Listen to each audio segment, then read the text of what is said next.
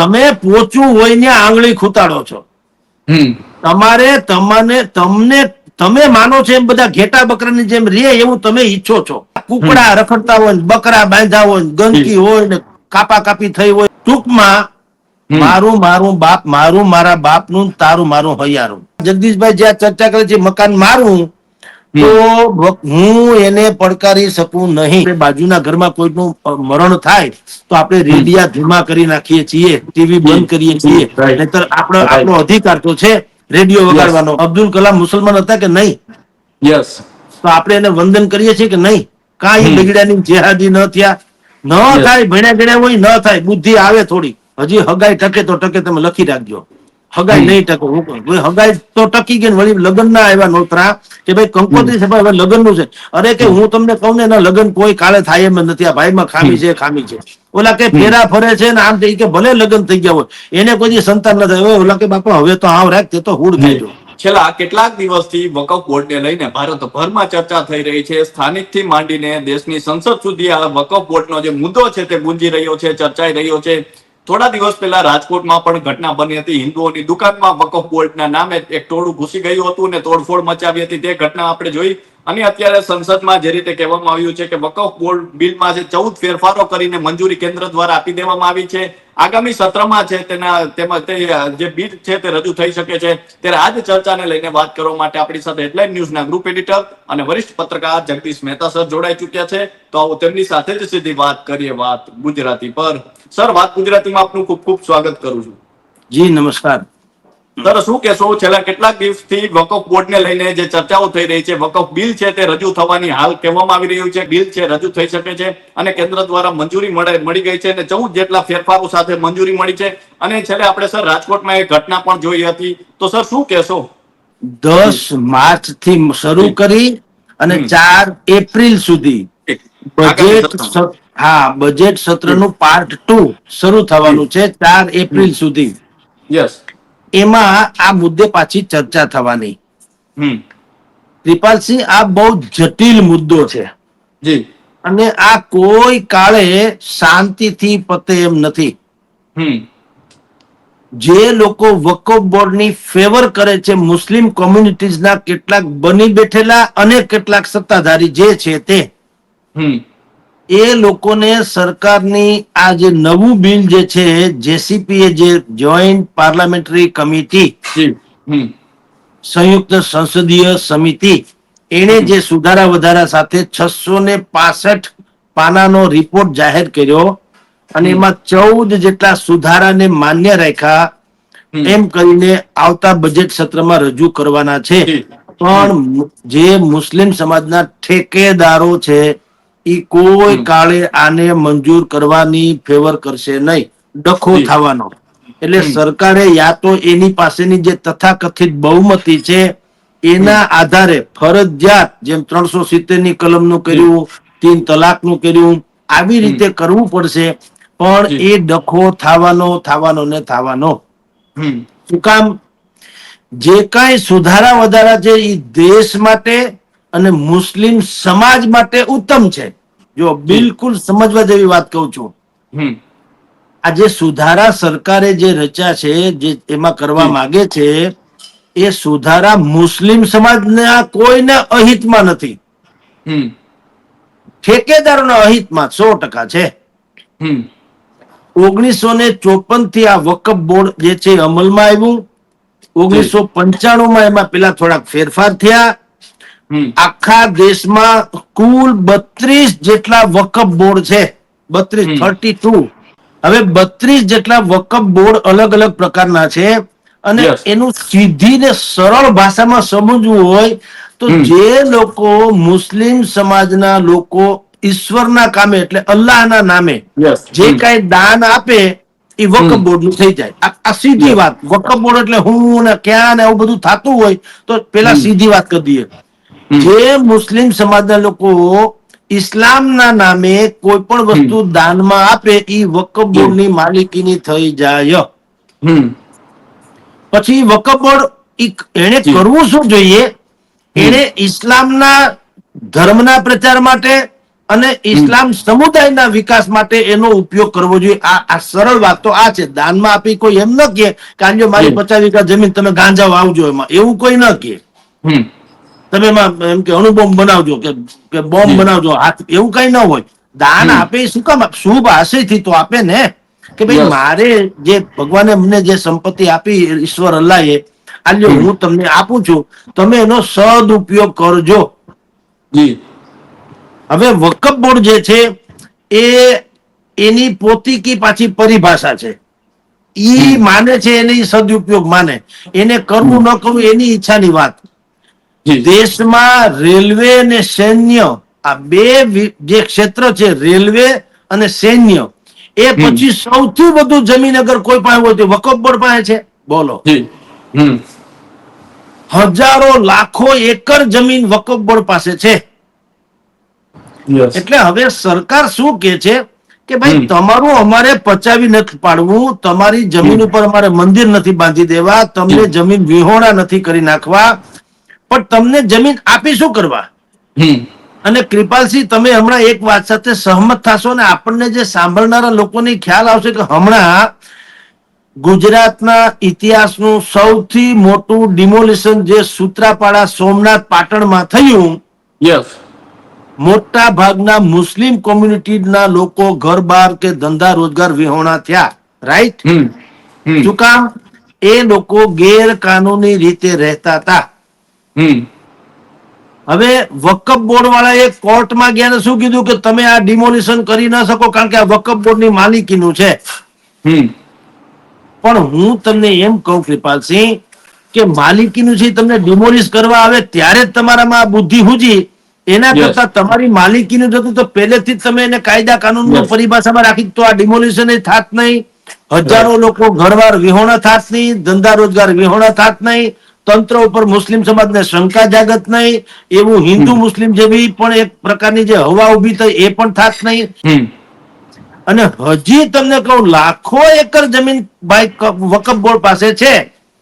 એને પહેલા તો એની લીગાલિટી કરાવી લેવાની જરૂર હતી, અને પછી એમાં એના મદ્રેસા બનાવે કે આવાસ યોજનાઓ બનાવે કે સ્કૂલ્સ બનાવે યા ગમે તે બનાવે, પણ એનો સમાજ તો સુખી થવો જોઈતો તો.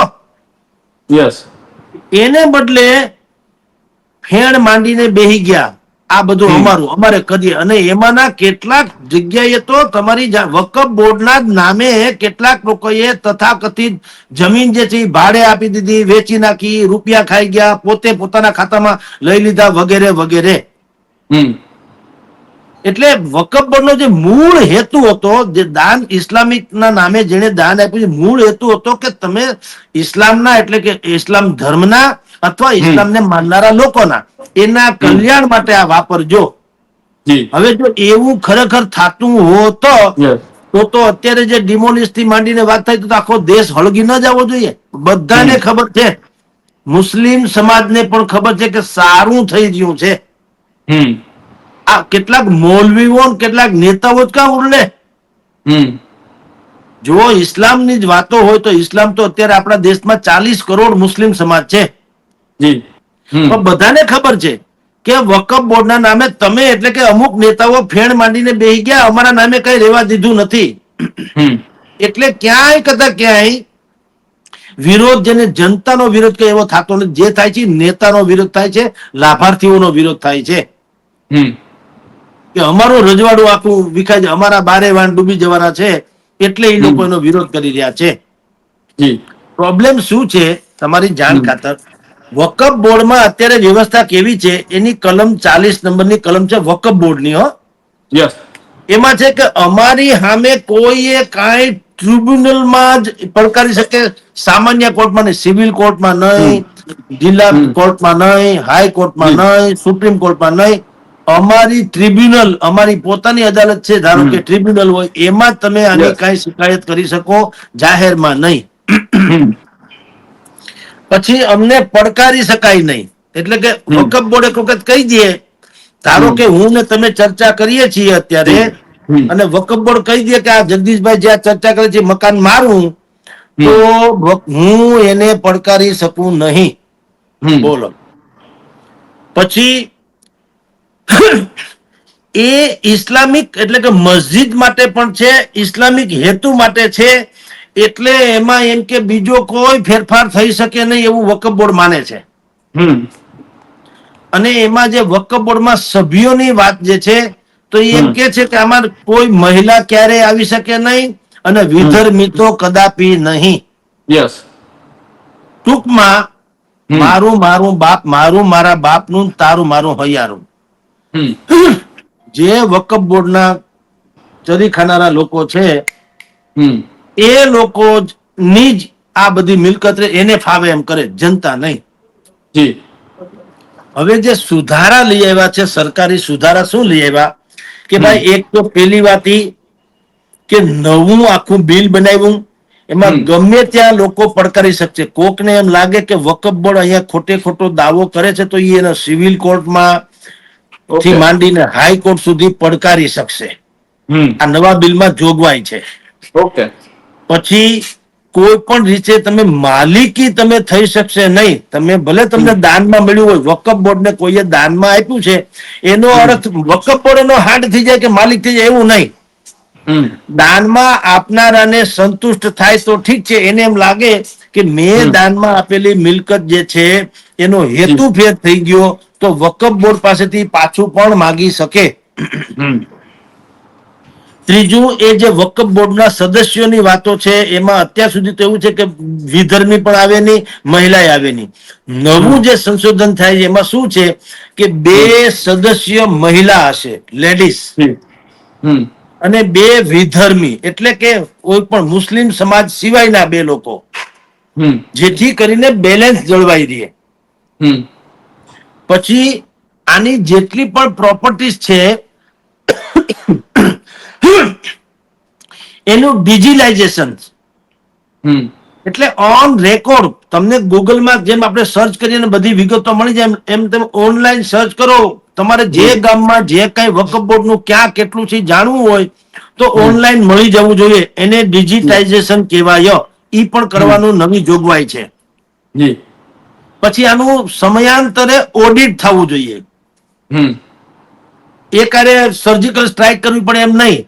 દર વર્ષે નિયમિતપણે ઓડિટ થાય, ખબર પડે કેટલી જમીન તમારી પાસે રહી, એનો તમે ઉપયોગ શું કર્યો, કેટલા ફંડ ફાળા આવ્યા, કેટલા પૈસા આવ્યા, એ પૈસાને ક્યાં નાખ્યા, ટેક્સ ભર્યો કે નહીં, રિટર્નમાં બતાવ્યું કે નહીં, ચોપડે ચડાવ્યું કે નહીં, આ બધું જ દેનાર કોણ, લેનાર કોણ, કઈ શરતે લીધું, એના ખાતામાં બોલે છે કે નહીં, તમારા ખાતામાં જમા તો ઓલાના ખાતામાં ઉધાર બોલવું જોઈએ ને.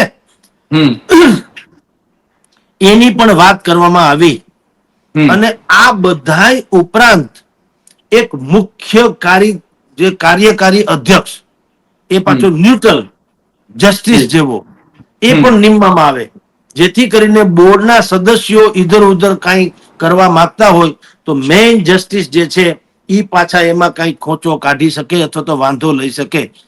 આમ તમે જુઓ કૃપાલસિંહ, તો આ બહેતરીન સુવિધા થઈ રહી છે કે ભાઈ તમારી પાસે લાખો કરોડો એકર જમીન એમનેમ પડી છે, અથવા તો વેરાન અવસ્થામાં પડી છે, અથવા તો એનો દુરુપયોગ થઈ ગયો છે, અથવા તો જે કોઈના ભાગમાં આવ્યું હવ જીસકી લાઠી ઉસકી ભેંસ એમ કરીને એને વાપરી રહ્યા છે. એના કરતા આ બધા જ નું સમૂહ સૂત્રું કરી અને સમાજના એટલે મુસ્લિમ સમાજના હિતમાં આનો ઉપયોગ થાય એવું સરકાર ઈચ્છે છે.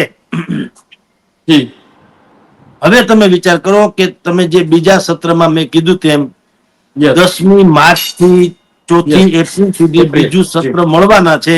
એ સત્રમાં આ બિલ રજૂ થશે. અત્યારે તો પસાર થઈ ચૂક્યું છે, તમારી જાણ ખાતર. જે કોઈ સરકારી લેવલે છે તો સરકાર લેવલે તો પસાર થઈ ચૂક્યું છે. સમિતિએ બધાએ કહી દીધું ટૂંકમાં સુધારા વધારા સાથે. હવે એ પાછું પેશ કરવામાં આવશે.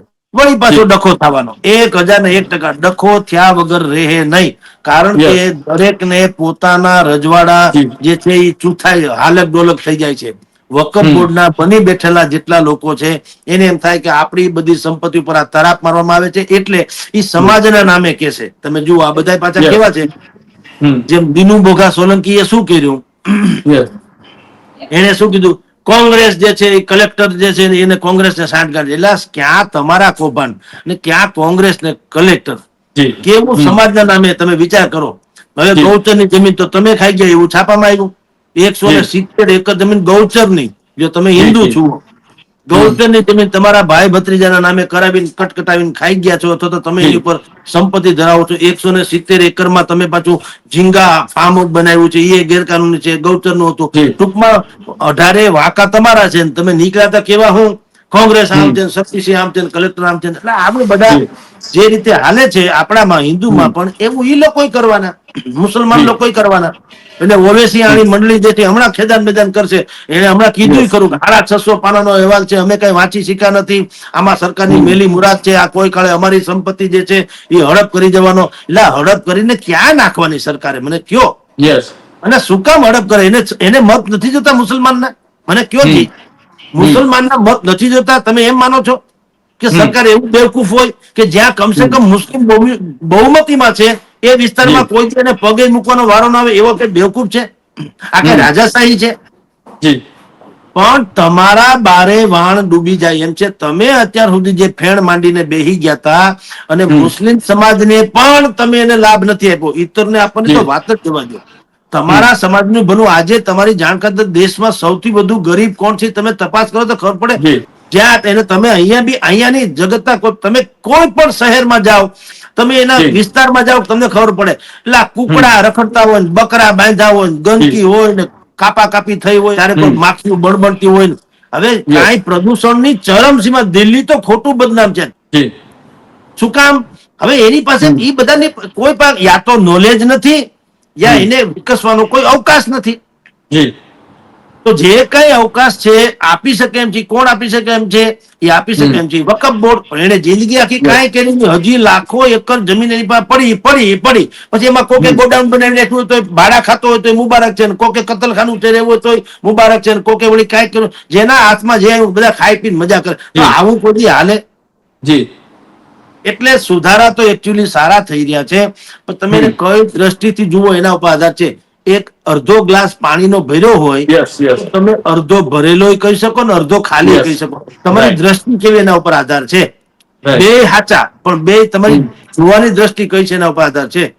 જેને ખરાબ જ જોવું છે કે અડધો તો ખાલી છે, અને જે માણસને બુદ્ધિપૂર્વક વર્તવું, રચનાત્મક જેની દ્રષ્ટિ કે કમસે કમ અડધો તો ભરેલો છે.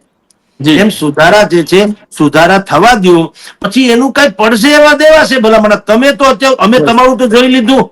વકફ બોર્ડ પાસે જેટલા લાખો કરોડો એકર જમીન છે, તમે શું કર્યું તો 75 વર્ષમાં જોવાઈ ગયું. તમે ઉશ્કેરો છો. તમારા છોકરા મોર્ડન છે, તમારા છોકરા અંગ્રેજીમાં ભણે, અને આ બધાને જેહાદી મદ્રેસામાં જેહાદી બનાવડાવો છો. તમે કોઈ સામાન્ય કલાકાર ગીત ગાય કે જય શ્રી રામ બોલે તો તમે એની ઉપર એક્શન લ્યો છો. તમે વિધર્મી છો. એક હમણાં ક્રિકેટર, અફઘાનિસ્તાનનો ક્રિકેટર છે, એને સદી ફટકારી. ગઈકાલની જ વાત કરું, સદી ફટકારીને પછી એને નમસ્તે કર્યું. આટલું આમ જ નમસ્તે કર્યું. જી. ત્યાં તો એની ઉપર ધોષ બોલી કે તું કયા ધર્મનો છો, તારાથી હાથ કેમ જોડાય? બોલો. હવે તમારા છોકરા આ શાહરૂખ ખાન અને સલમાન ખાન જે છે એ મુસલમાન છે કે નહીં? જી. ઈ ફિલ્મમાં બે ગમે એ રોલ કરે, દાખલા તરીકે કા ઓવેસી વાંધો નથી લેતા ન્યા, હા, કા એને નાયકદાર નથી કાઢ્યો. તમે પોચું હોય ને આંગળી ખૂતાડો છો. તમે માનો છો એમ બધા ઘેટા બકરાની જેમ રે એવું તમે ઈચ્છો છો. તમારો સમાજ આગળ વધે એવું તમે ઈચ્છતા નથી. જી. એટલે કહું છું કે જો સર્વાંગી રીતે તમે જુઓ તો વકફ બોર્ડના નામે, ઇસ્લામિક ધર્મના નામે, કટ્ટરવાદના નામે આ લોકો પોતાની દુકાન ચલાવે છે ને એના સમાજનું સત્યાનાશ વાળી રહ્યા છે. જી. એટલે સરકાર તો એવું ઈચ્છે છે કે સુધારા વધારા કરીને બને એટલા એ લોકો સુખી થાય. અને તમે ને હું બધા આપણે સાક્ષી ને આપણને સાંભળનારા સાક્ષી હશે. તમે કોઈ કરોડપતિ મુસ્લિમ હોય, સારો મુસ્લિમ કરોડપતિ, એને ક્યાંય દંગા ફસાદ કરતો જોયો છે? જી. ભણેલો ગણેલો સાક્ષર વ્યક્તિ છે, એને કે અબ્દુલ કલામ મુસલમાન હતા કે નહીં? યસ. તો આપણે એને વંદન કરીએ છીએ કે નહીં? કાંઈ બગડ્યાની જેહાદી ન થયા? ન થાય. ભણ્યા ગણ્યા હોય ન થાય, બુદ્ધિ આવે થોડી, અને સમાજમાં જ્યાં રહેતા હોય ને આસપાસના વાતાવરણમાં ભળી જવાની એનામાં પ્રેરણા આવે. પાણીની જેમ હોય, એનો કોઈ આકાર ન હોય, જેમાં નાખો એવો આકાર પાણી પોતે સ્વીકારી લે, યસ. તો નિર્મળ રહે. એટલે ઈ જે આખી પ્રક્રિયા છે એ વકફ બોર્ડની પ્રક્રિયા આ છે. પણ જેને ખબર પડે એમ છે કે અમારા બધાના રજવાડા ચૂથાઈ જાય એમ છે, અમારી પાસેથી બધા બધું લૂંટી જાય એમ છે, એટલે ધમ પછાડા કરે છે. પણ તમે હજી આમ કલ્પનાના આધારે હકીકતને તમે પલટાવવાની કોશિશ કરો તો ન હાલે. હમ જો અને તો જ એવી વાત કરવી જોઈએ નહીં. જી એક ભાઈનો વ્યભિચાર નતું થતું તો કોઈક ભાઈએ કીધું આનો વ્યભિચાર નહીં થાય. હમ થોડાક સમય પછી એને દીકરીને લોકો જોવા આવ્યા કે ભાઈ ઓલા તમે ના પાડતા હતા ને એને ઘેર તો મહેમાન આવ્યા જોવા, તો કે ભલે ને હમ. જોવા આવ્યા એનો મેળ પડે એમ છે નહીં. અરે કે ગોળ હમ ધાણા ખવાઈ ગયા છે અને હમ નક્કી થઈ ગયું છે ને એકબીજાએ પાણી હમ ગ્રહણ કરી લીધું કે ભલે ને થયું હજી હગાઈ ટકે તો ટકે તમે લખી રાખજો. હગાઈ હમ નહીં ટકે હું કહું ભાઈ હગાઈ તો ટકી ગઈ ને વળી લગ્ન ના આવ્યા નોતરા કે ભાઈ હમ કંકોત્રી છે ભાઈ હવે લગ્ન નું છે. અરે કે હું તમને કહું ને એના લગ્ન કોઈ કાળે થાય એમ નથી. આ ભાઈમાં ખામી હમ છે ખામી છે. ઓલા કે હમ ફેરા ફરે છે ને આમ થઈ કે ભલે લગ્ન થઈ ગયા હોય એને કોઈ દી સંતાન ન થાય હોય. ઓલા કે બાપા હવે તો આવ રાખ તે તો હુડ જી કાઢ્યો. એમ જી તમે વાહેડ પડી જાઓ સરકાર જી જ ખોટી છે. પણ તમે 75 વર્ષ તો મુસ્લિમ સમાજે જોયું ને વકફ બોર્ડે 75 વર્ષ શું કર્યું અને જો હમ સારું કર્યું હોત તો મુસ્લિમ સમાજ અત્યારે લીલા લેર કરતો હોત. હવે હમ 75 વર્ષ નથી થયું તો સમાજે કેવું જોઈએ ને મુસ્લિમ સમાજે કે ભાઈ અમે યસ 75 વર્ષનું તમારું શાસન જોઈ લીધું. હવે હમ કહેવાતા સુધારા આવે છે થોડાક અમને હમ જોઈ લેવા દો. સુધારા જી બરાબર નહીં હોય તો ક્યાંક ફેરફાર કરશું. આ તો લોકતંત્ર છે, યસ એમાં ક્યાં કોઈની માલિકી છે. હમ આ વાત છે કૃપાલસિંહ જી. સર, આપણે રાજકોટમાં પણ જે ઘટના જોઈ હતી આવી ઘટનાઓ પણ બનવા લાગી છે. આપણે સ્થાનિક લેવલે જોઈએ તો અનેક કહી શકાય કે આ ઘટના ખૂબ મોટી કહી શકાય. સર, એને લઈને શું કહેશો? એમાં સામાન્ય મુસ્લિમનો કોઈ વાંક દોષ નથી ને ઈરાદો જી નથી ને એનો યસ એમાં ઇન્વોલ્વમેન્ટ નથી. આ યસ કેટલાક હું જે ઠેકેદાર શબ્દ વાપરું એનું છે. રાજકોટના રાઈટ દિવાનપરામાં એક પછી એક મિલકત આ લોકો બુદ્ધિપૂર્વક ખરીદતા જાય છે. અહીંયા હમ રાજકોટમાં એરપોર્ટની સામે અંજની સોસાયટી છે એ એક જી જમાનામાં હિન્દુ વિસ્તાર હતો. હવે પછી ત્યાં જે અત્યારે આ લોકો કલેક્ટરમાં ગયા છે એ લોકો જી અને જે ઓલો ધારો લગાડવા અશાંત ધારો આખે આખો અત્યારે મુસ્લિમ વાળો બની ગયો છે. આમ હમ જુઓ તો વાંધો નથી. દેશમાં દરેક નાગરિકને ગમે ત્યાં મકાન યસ લેવાનો કે ધંધો કરવાનો જી જી અધિકાર છે, એમાં ના નહીં. પણ તમારો રાઈટ બદ ઈરાદો હોય જેમ કે તમે વાત હમ કરીએ દિવાનપરામાં. જી દિવાનપરામાં શું છે એક પછી એક મુસ્લિમ સમાજના લોકો ખરીદતા જાય છે અને હમ ન્યા પાછા વિધ્વંસક ન્યા પાછી મુશ્કેલી શું છે કે તમે હમ દૂધમાં સાકર ભળે એમ ભળી જતા હો તો વાંધો નથી. યસ તમારે ન્યા છેડતી કરવી છે મહિલાઓની. તમારે જ્યાં હમ માંસ મટન ખાવું છે કે ઈંડા વગેરે ખાવા છે કે જે કઈ જે સામાન્ય જનતાને નથી ગમતું એવા હમ દુષ્કૃત્યો કે એવા કાર્યો કરવા છે જેથી હમ બીજા લોકો ત્યાંથી યા તો એને હિજરત કરવી પડે યા તમારી જી સામે ડખો થાય. એટલે આ હમ પ્રકારની જે જેહાદી પ્રવૃત્તિ છે, ઔદ્યોગિક જેહાદી અમે શબ્દ જી વાપર્યો છે, ઔદ્યોગિક યસ જેહાદી. તો હમ એવું દરેક પ્રકારનું ખાલી આ લવ જેહાદ છે એવું જ નહીં. હમ ઔદ્યોગિક થી માંડીને બધી પ્રકારની તમારી જે જેહાદી જી પ્રવૃત્તિ એ બરાબર નથી. તમારે આ હમ સંસારમાં રહેવું છે તો તમે બાપ થઈને રહી ન લો તો તમારે દીકરા નથી થવું પણ કમસે હમ કમ ભાઈ થઈને તો રહ્યો કે ભાઈ જી દરેકની સાથે તમારી એક ચોક્કસ વિચારધારા છે, એક જી લાઈફસ્ટાઈલ છે તમારી. માંસ મટન તમે હમ ખાતા તમને મુબારક, ખરેખર તો જે કઈ હોવું જોઈએ અલગ છે પણ તમને પણ તો તમે તમારી ગંદકી બીજાને તો ઠાલવી ન શકો ને. હમ એટલે આ પ્રકારની જેહાદી પ્રક્રિયાઓ વધતી જાય છે. એટલે અશાંત ધારાઓની માગણી ચારોકોર વધતી જાય છે અને હમ એ જો લાંબે ગાળે મુસ્લિમ સમાજના લોકો પણ જો નહીં સમજે તો આ હમ બાકાયદા છે ને હિન્દુ મુસ્લિમ જેવું થતું રહેશે. બે હમ વિભાગ પડી જશે કાયદેસરના. એક હમ બાજુ જેમ કે આ પાકિસ્તાન એમ જ તો થયું ને. તમે વિચાર જી કરો આપણા દેશનો જ એવો અખંડ ભાગ હતો અને હમ ત્યાં ઈ કેવી વસાહત હશે, આખો દેશ બની ગયો.